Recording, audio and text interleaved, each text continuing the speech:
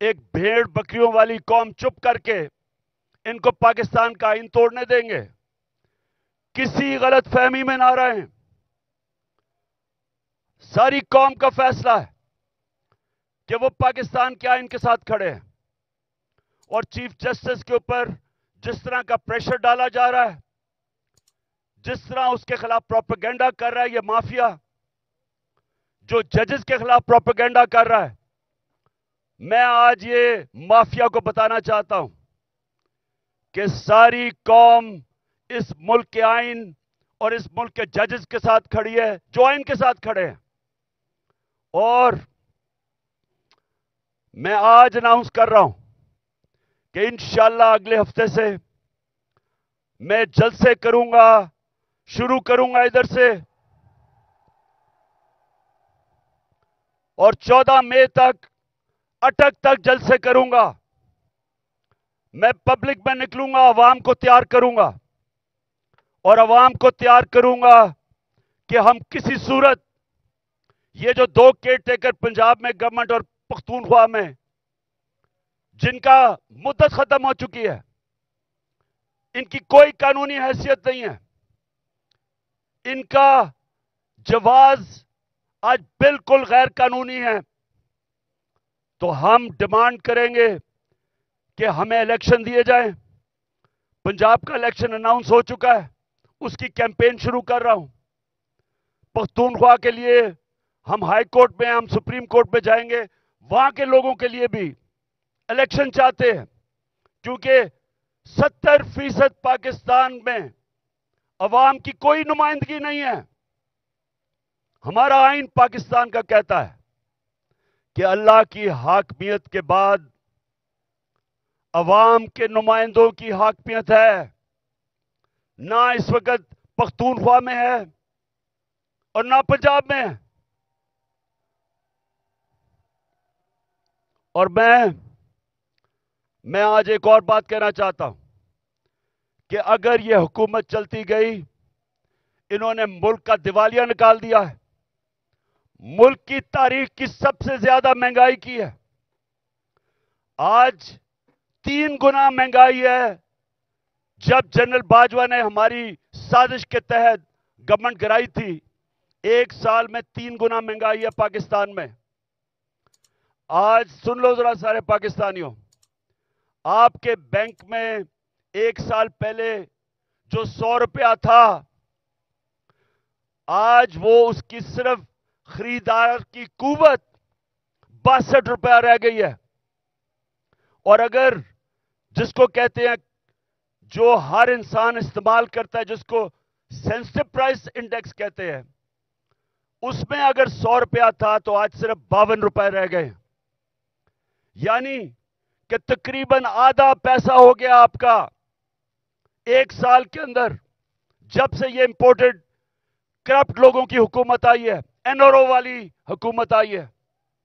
تو جب انہوں نے ملک کا دیوالیہ نکال دیا، تاریخی قرضے لے لیے، مہنگائی میں لوگ ڈوب رہے ہیں، فیکٹریاں، انڈسٹری بند ہو رہی ہے، بے روزگاری بڑھ رہی ہے، اور اس کے علاوہ دنیا میں پاکستان ذلیل ہو رہا ہے. جو بلاول بھٹو ہندوستان گیا ہے، جس طرح کا وہاں رویہ ہندوستان کے فارن منسٹر کا تھا، یہ ہم سب کے لیے شرمندگی کا باعث ہے. سوال یہ پوچھتے ہیں کہ ساری دنیا کے چکر لگا رہے ہو بلاول بھٹو، پہلے بتاؤ جانے سے پہلے آپ یہ کسی سے پوچھتے ہیں کہ جب آپ ایک ملک کا پیسہ خرچ کر رہے ہیں، ڈالر خرچ کر رہے ہیں ٹرپس پہ، تو اس کا فائدہ اور نقصان کیا ہوگا؟ کیا فائدہ ہوا آپ کو ہندوستان میں جا کے، جس طرح کا اس نے زبان استعمال کی ہے؟ اور میں آج ہندوستان کے فارن منسٹر کو بھی کہنا چاہتا ہوں کہ کیا آپ میں کوئی تہذیب نہیں؟ کیا آپ میں کوئی ایٹیکیٹ نہیں کہ ہمارے آپ کے ملک میں ایک مہمان آتا ہے، یا تو اس کو بلائیں نا، لیکن بلا کے اس طرح ذلیل کرنا، یہ ہندوستان پہ ریفلیکٹ کر رہا ہے. یہ آپ کا جو تکبر ہے، میں نے یہ جو تکبر آپ میں دیکھ رہا ہوں، یہ یاد رکھے کہ اللہ کا قانون ہے کہ جو طاقتور ہے وہ ہمیشہ طاقتور نہیں رہتا، اور جو کمزور ہے وہ کمزور بھی ہر باری نہیں، ہر وقت نہیں رہتا. انشاءاللہ ہمارا ملک اٹھے گا اور قانون کی حکمرانی کے اوپر ہم کھڑا کریں گے، رول آف لا پہ اس قوم کو کھڑا کریں گے اور انشاءاللہ ایک عظیم ملک بنائیں گے. لیکن اس سے پہلے ملک میں الیکشن کی ضرورت ہے. اس ملک میں الیکشن ہو، عوام کے نمائندے اوپر آئیں. یہ جو گھس بیٹھی ہے سازش کے تحت، پیسے چوری کے پیسے سے لوگوں کو خرید کے، اور یہ جو اوپر آ کے بیٹھے ہیں، یہ جب تک ہے ملک نیچے جاتا رہے گا. یہ جو جنرل باجوہ نے تحفہ دیا ملک کو، جو اس ملک کو تباہی، جو جنرل باجوہ نے ملک سے کیا ہے، کوئی دشمن بھی نہیں کر سکتا تھا.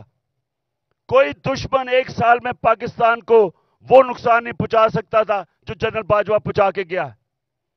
اور یہ جو شہباز شریف ہے، میں سے سوال پوچھتا ہوں کہ تم برطانیہ کیا کر رہے ہو؟ تم جو برطانیہ چلے گئے ہو، آپ کے پاس ٹائم اتنا زیادہ ہے کہ آپ کو پتا نہیں کہ یہاں 2 دن پہلے 6 ہمارے فوجی شہید ہوئے. 7 پارا چنار میں ٹیچر کو انہوں نے گولیاں ماری. مہنگائی تاریخی ہے. ان حالات کے اندر تم کیسے ملک چھوڑ کے وہاں چلے گئے؟ کیونکہ پیسہ تمہارا باہر پڑا ہے، بھائی تمہارا مفرور باہر بیٹھا ہوا ہے، بزنسز آپ کی باہر ہیں، بچے آپ کے باہر ہیں، آپ کی بزنسز، بچے، آپ کے علاج، سب کچھ ملک سے باہر ہے. تو ملک صرف پیسہ بنانے کے لیے آتے ہیں. اس لیے میں سارے پاکستانیوں کو آج کہہ رہا ہوں کہ دیکھیں، اب جو آج پاکستان میں حالات ہیں، یہ سمجھ جائیں کہ قوم کا وقت آ گیا ہے کہ باہر نکلنے کا. میں نکل رہا ہوں، جان کو خطرہ ہے. 2 دفعہ میرے اوپر قاتلانہ حملے مارنے کی کوشش کی گئی. میں نام لیتا ہوں، دونوں دفعہ ان کے پیچھے جنرل فیصل نصیر تھا.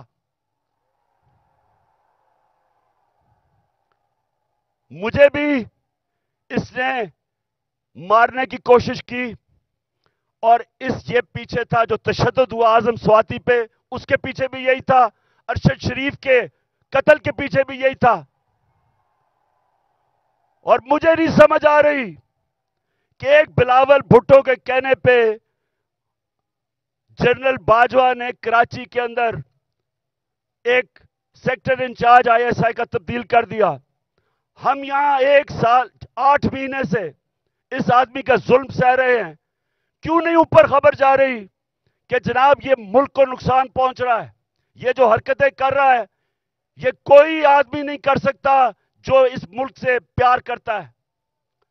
ہمیں ایسے کیا جا رہا ہے جس طرح ہم کوئی دشمن ہے.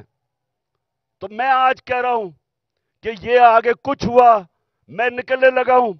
میں جلسے کروں گا اگلے ہفتے سے 14 مئی تک میں جلسے کروں گا.